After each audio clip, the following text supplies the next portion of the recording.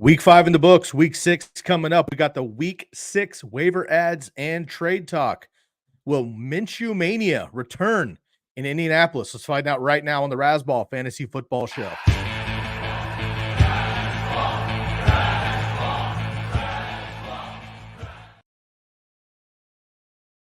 What up, Razzballers? Welcome back to the program. I'm your host, Sky Guasco. You can find me on Twitter at Sky Guasco, SkyGuasco. And of course, I'm joined, as always, on Tuesday evenings with my man, Matty Stiles. You can find him on Twitter at Stiles08, STILES08. We're bringing you the week 6 waiver ads and trade targets. Per usual, you can find Matt's article, as always, live and direct already on football.razzball.com. You can find it under Mitch Staniger, which is his fantasy football alias. You can go catch him there. He's got the full article up, over 20 comments already. A couple weeks ago, again, we had a record 90 plus. He's already up to about 30, and it's been live for almost 24 hours. So good news there. My article will be live tomorrow as well. That is the week 6 trade targets article, and a lot of those comments are coming in as well. We have a lot of injuries. We have a couple more teams on bye. Don't forget, we have the other 4 teams coming off of bye. So see who was dropped. You might have a crazy opportunity on waivers of a dropped opportunity. Maybe Baker Mayfield in 2 quarterback leagues, who is actually playing quite well per Matt's call earlier this season. Josh Palmer may have been dropped. Quentin Johnston might be available as well. Tyler Lockett could be available also, maybe Charbonnet for the Seattle Seahawks. So keep an eye out for those teams that are coming off of bye, and to make sure that you're aware of the 2 teams on bye this week as well. Matt, welcome back to the program. Let everybody know what we can do on Sunday mornings for them. Unfortunately, you and I, of course, missed out, but I know that the show was rolling and we were all good on Sunday morning. Yeah, hopefully they had a good time. I was on an airplane starting at 4 a.m. Central Time. But we're back on Tuesday. We're always here on Tuesday and Sunday. I think we're both going to be locked into the show about halftime of the super duper early Europe game. Is that right? Oh, yeah. Yep. Another London game. I think we got about 5 in a row this year. It's wild. Yeah, I think there's a Munich game coming as well. There's one in Germany. Germany is in the place. Yep. We got the London games. So yeah, we're taking over the pond as well. Yes, absolutely. Good. All right, well, let's get into it here. And I just want to apologize off the bat here. I know that I could see my stream is a little lagged this evening, so hopefully the audio is coming across okay. But I can tell that my features are a little delayed. So if that makes anybody sick in the comments, just let me know and I'll just take myself off screen. But hopefully you can hear me okay, and we'll go from there. We already got Todd and Jamie and Lindorphins hot and ready in the comments section already. I appreciate that. I'm gonna have a little fun here. What stadium is that? Love the background. Appreciate the compliment, but guess what? I'm not going to tell you. I think it's more fun if you guess. Yep. So if anybody's been paying attention to me and my allegiances in the NFL outside of Justin Herbert, you may be able to trim it down to what team it belongs to. But even more importantly, what stadium is it actually? I'll give you one clue, and I'm going to leave it at that. In its history, it has been a football and baseball combination stadium. So for the OGs out there, one of those football, baseball hybrid stadiums over the years. So I'm going to leave it at that. Feel free to drop it in the comments, and until somebody gets it right, I will keep that to myself. All righty, let's jump in here. Todd needs some knowledge. We're going to get that. Jamie has that question, but I'm going to leave it to him. And Lindorphin's kicking it off quick. Matt, before we even get into your article, let's jump right into the comments here.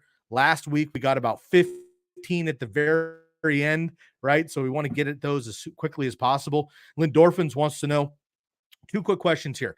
What's up, fellas? We want to know, rest of season, do you prefer Nico Collins or Calvin Ridley in half PPR? Rest of season, Nico or Ridley, half PPR? Oh, man. Because I was all over Nico going into the season, and he hasn't really disappointed. Had a rough week 5. I will stick with Nico, but I think that most folks are probably going to lean towards Calvin Ridley. So give me Nico Collins moving forward. Yeah, this is wild. I don't want it to be Nico Collins only because I was highly invested and highly invested in Calvin Ridley, but Calvin's basically been bailed out by 2 big games. Nico has been far more consistent. And look, CJ Stroud's the truth, and Trevor Lawrence is too, obviously, but I got to go with Nico Collins as well. Half PPR rest of season. I'm going to take the dominant number 1 there. So I'm going to go with Nico Collins, although he does have a more difficult schedule, but I like Nico Collins there. Another question here from Lindorphins. Also risking a trade for Jefferson if you have a decent record, or does the narrative around his delayed return based on the record, contract pursuit scare you and all that kind of stuff? So with Jefferson being out for the next couple of weeks with a hammy injury, are you concerned with trading him? Do you want to keep him on your team? In Dynasty, obviously, you're just going to wear it and you do not get rid of him unless you're in a win now and you can sell the farm, I guess. But I wouldn't be doing that. Season-long, redraft formats. What are you doing with Jefferson? If you've got an IR spot, you just put him there and you go get KJ Osborn. Hope for the best. Now, I've read a couple things today. One that Colt McCoy's been brought in by the Vikings. They worked him out today, which means maybe they're punting the season and they're going to deal Captain Kirk. If they do that, they will probably nurse Jefferson all the way back very slowly, which I've also read an article today that said the writer said he or she would not be amazed if Jefferson did not play another game this year. Now, that's all just hyperbole. Nobody knows the extent of that injury, at least outside the team. But if Cousins goes, I would probably again, you just sit the guy on IR. I don't know that you can trade him away, but I think Lindorphins is asking, would you trade for him? To me, it all depends on the name that you have to ship to get Jefferson. If it's somebody like Nico or Ridley, maybe you take that chance. But if it's somebody like Tyreek or Jamar Chase, you're not doing that, right? You're gonna hold the guys that you have. So if it's that you're giving somebody middle of the road and you're gonna take a chance on Jefferson, sure, but I'm not giving up the farm for him. And most likely the person that rosters him is going to want the farm for him. Yeah, I totally agree. This one's really tough. I'm going to stay put with Jefferson just for a week or two. But until we hear more, the problem is with some of these things, you have a window, right? Like if it comes out tomorrow that they're just going to shut him down, then you missed your window. If it comes out that he's already on IR, so he can't play for a couple weeks. But Puka Nacua, who's your guy, or Jefferson, if you had to make a trade tomorrow? I have to keep Jefferson. You've invested the 101 for Jefferson, so I think you've got to hold him. Again, if somebody comes to you with a crazy deal, you take it, especially because if it's not a dynasty league, you have to win every week and you want to win now. At the end of the year, if you do not roster Jefferson, it's because you're in a redraft league. So if the offer is worth it, take it. But I'd be real hesitant to deal him in any format. But you never know, right? If you're 2-2, if you're 1-4, 2-3 and 1-4, maybe it makes sense. And it all comes down to the return that you're getting or the players that you have to send to get him. Again, I'm not dealing somebody like Chase or Cup or Puka, maybe Ridley, maybe Kirk. Of course, a name like Judy.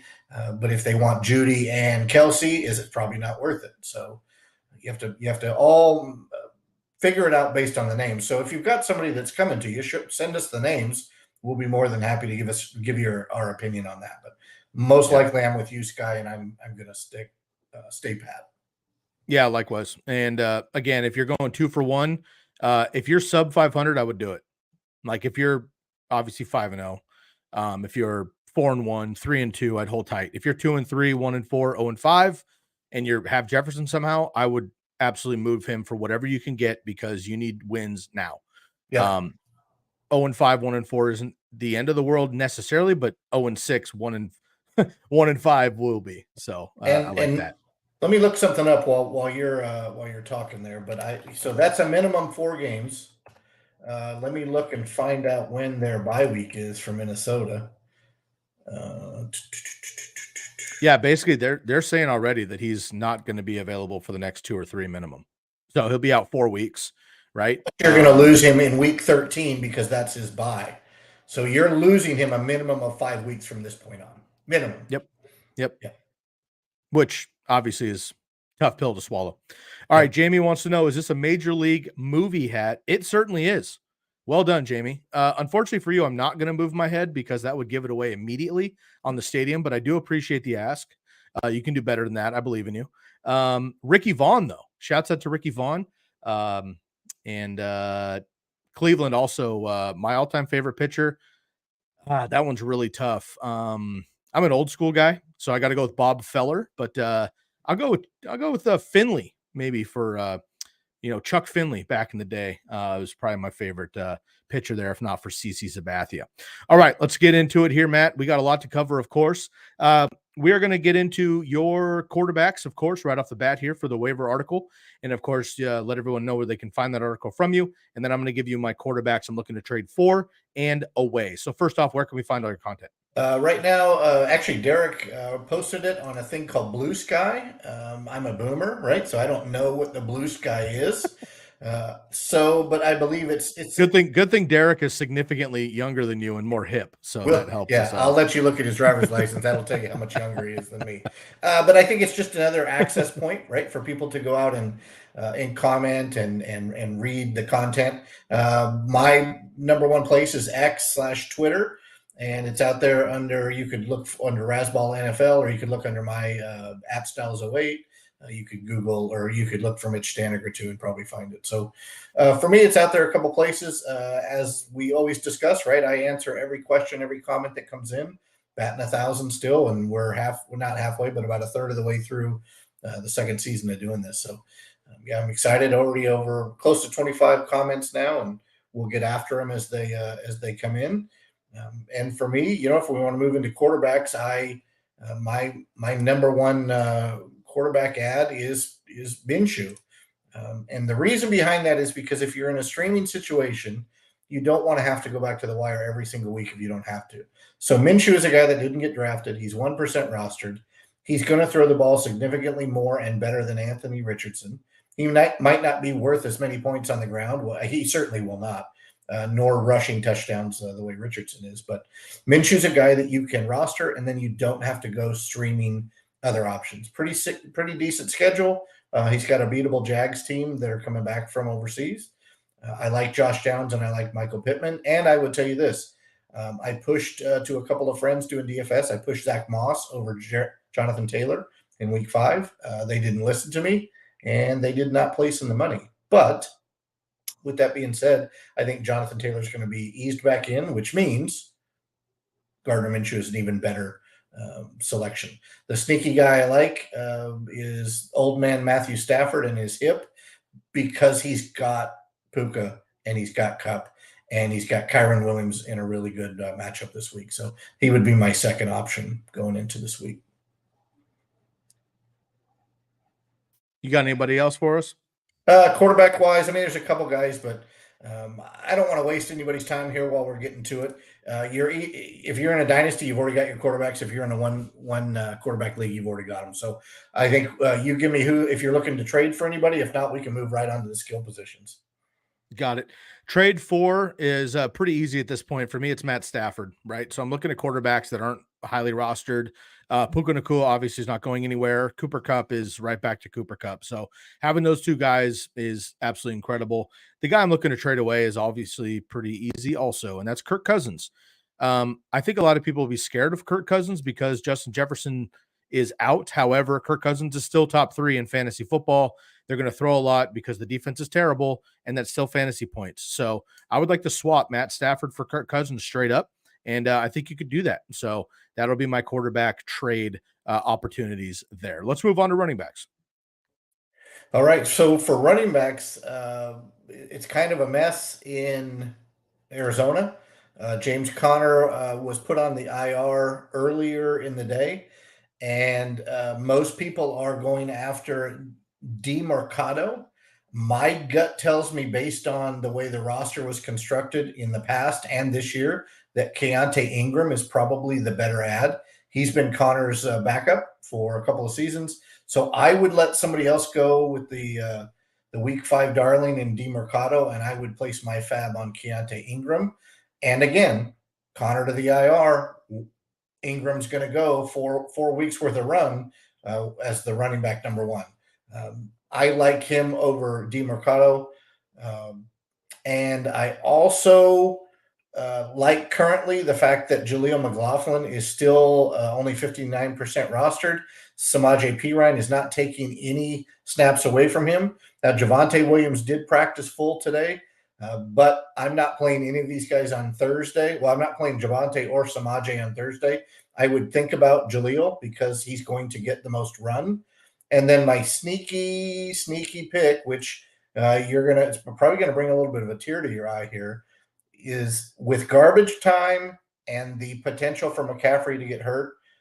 Jordan Mason is a guy. If you have a deep bench, that's the guy you want to stash. Eli Mitchell cannot seem to stay healthy, and when given the shot, Mason is an absolute beast. So it would have to be a deep league or a league where you're pretty set and you want that handcuff for McCaffrey, but I like Mason moving forward. And we talked about him last year too. He never really got the chance. Mitchell was pretty much the guy that took over. McCaffrey stayed healthy for most of the year. So if McCaffrey stays healthy, then it's an afterthought, but I do like Mason as a deep stash. Yep, totally agree. And watching that game and being, Jordan Mason, I was going to pick up in Guillotine league. I didn't. I picked up Kenyon Drake instead. Obviously, he didn't do anything because Justice Hill played, but it was risky to wait until Sunday night, and unfortunately, it didn't work out for me. So I do like that a lot. Tony Jones, being a Cardinal now, has moved over off of the Saints now that Alvin Kamara is back as well. So Jamie's got us on that. Running back wise, I'm going to trade for Alexander Mattison. And this might not be popular necessarily, but Alexander Mattison is getting the work. Cam Akers did have a couple of touches, did have a couple of targets, but I do think it's Alexander Mattison.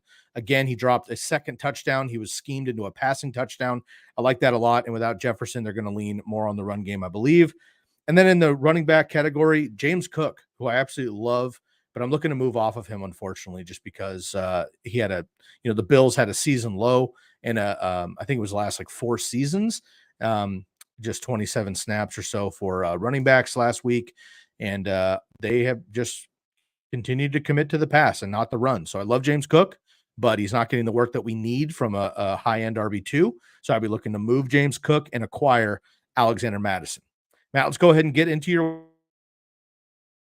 Yeah, I will tell you that I looked at some stats for Cook. I didn't know you were going to bring him up, but his snap percentage last week, obviously it's been going down, but that snap percentage last week is frightening for those of us that have leaned on Cook as a running back 1 or 2. So I think if you can trade him for Mattison, that's the way to go. I don't know how many people are going to continue to hold him with those types of numbers, but I too prefer Mattison over Cook at this point. For wide receivers for me, I've got a couple that I really like. KJ Osborn is my easy, right? My chalky pick for wide receiver. The other 3 names that I really like are a DJ Chark, right? DJ Chark. Yeah, baby. Yeah, there you go.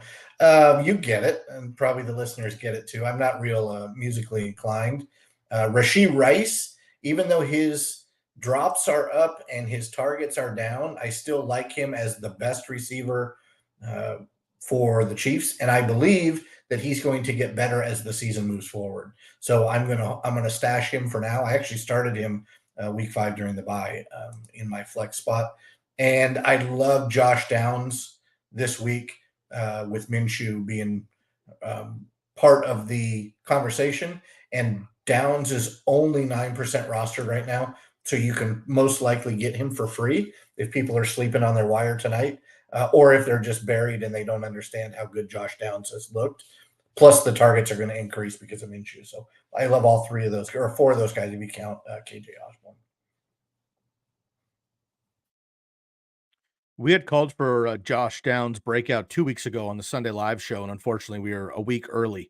But he did pop off last week. Love that. And they don't really have, Michael Pittman is the number 1, but they don't have a true number 2.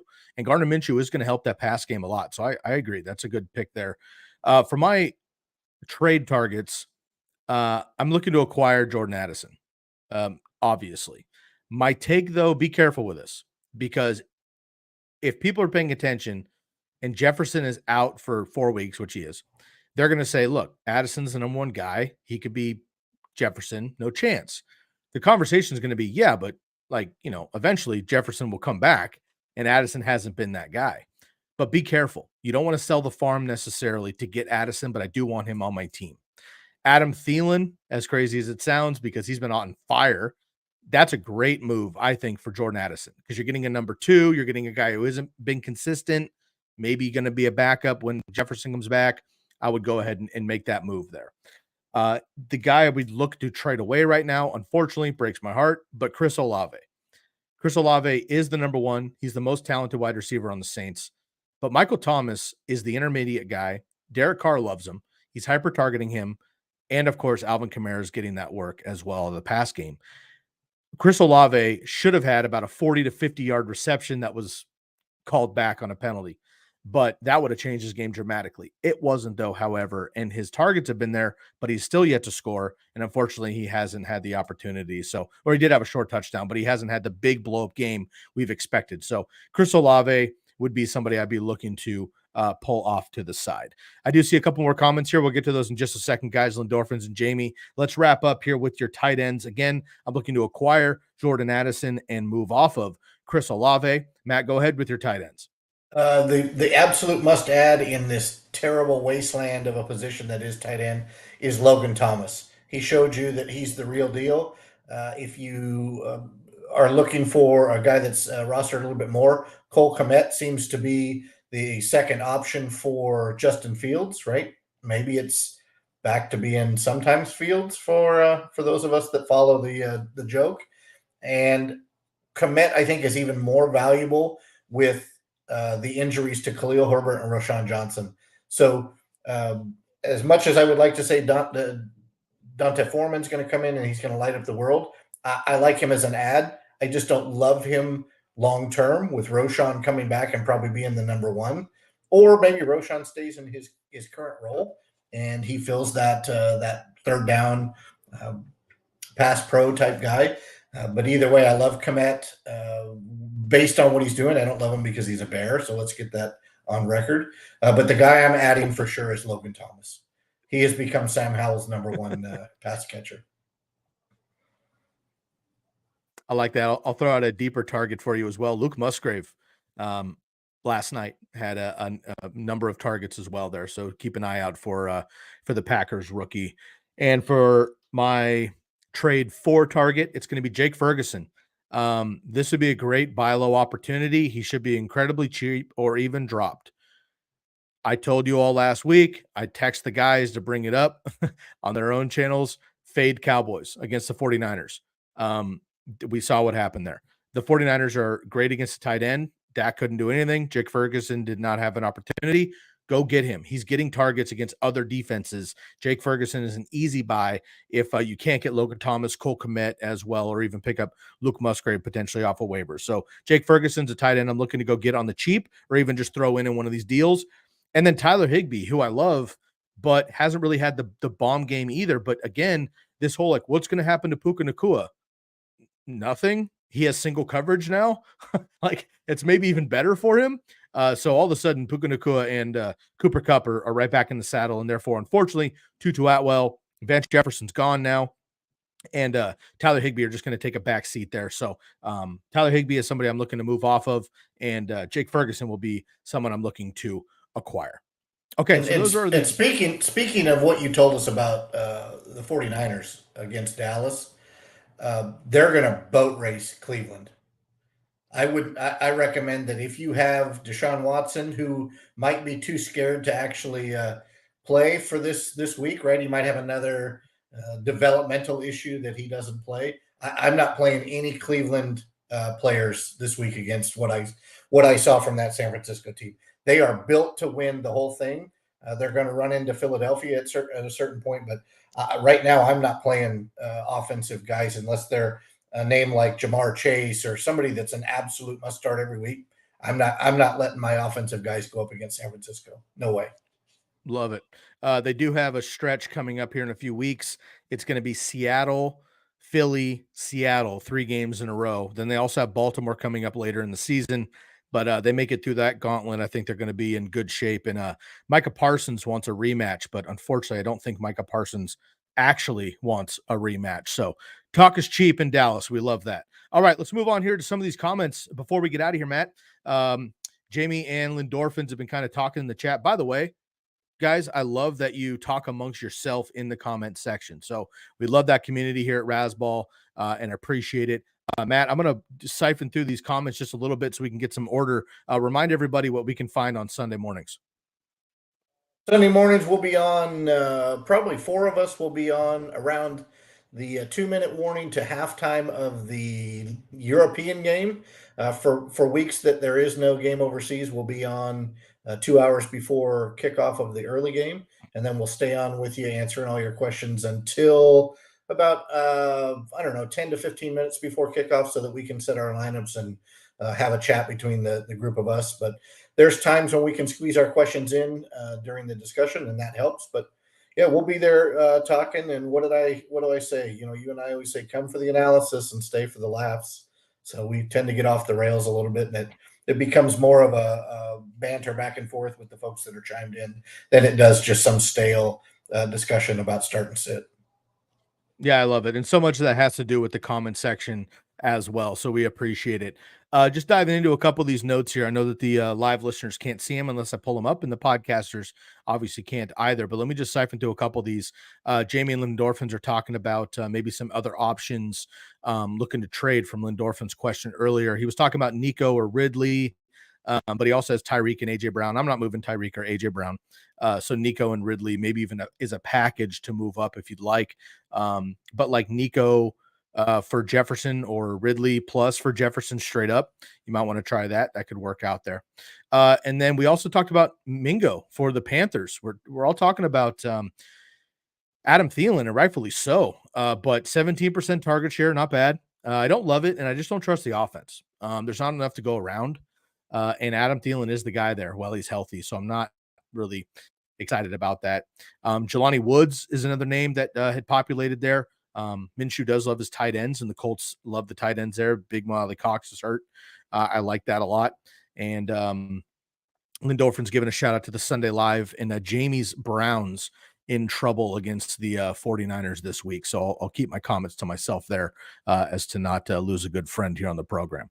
Matt, that's a wrap. I just want to give a quick recap here. Your top waiver ads, again, you have a number of ads, but we didn't get into all the names intentionally. Your article is available on football.razzball.com every single week. It is live right now. Go and drop your questions, and Matt will get to your comments, of course. And my trade article is available tomorrow morning, and you can find that as well on the Razzball site for free. And you can let me know what your trade ads are. But Matt's top at each position: quarterback, Gardner Minshew; running back, if you don't have some of the other top handcuff names, you can also look at Emari Demercado for the Cardinals, assuming that James Conner misses time.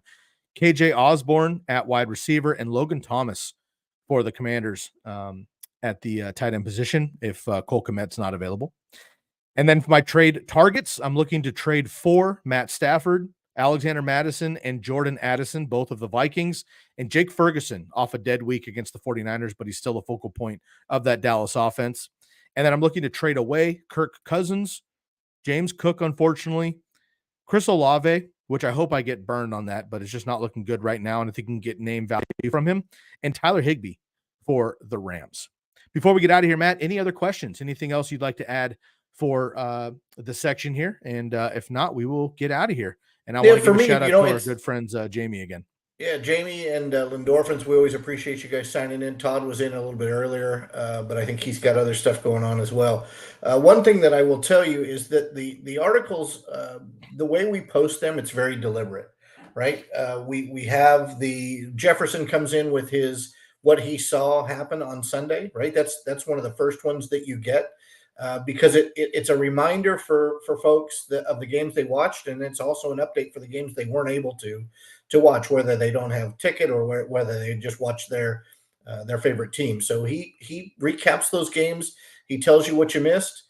Then on Tuesday morning, we try to get you the waiver wire article, right? Jen's really good about getting that posted before lunchtime on Tuesday, and then we follow that up because most leagues, the waivers run Tuesday night while everybody's asleep. So then Sky's targets, trade targets comes out Wednesday. So what that does is it helps you set your waiver priority and your fab info Tuesday night.